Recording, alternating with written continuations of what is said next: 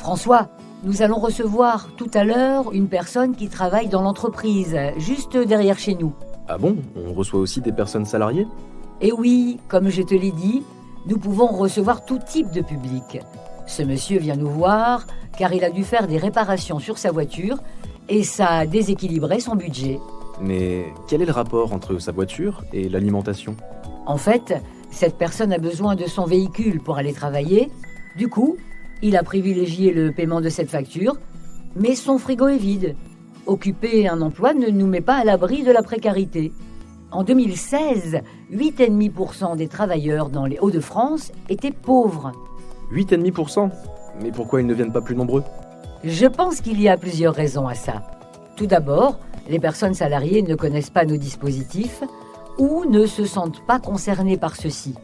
Il y a aussi souvent un sentiment de honte à pousser nos portes à cause de préjugés et de représentations négatives.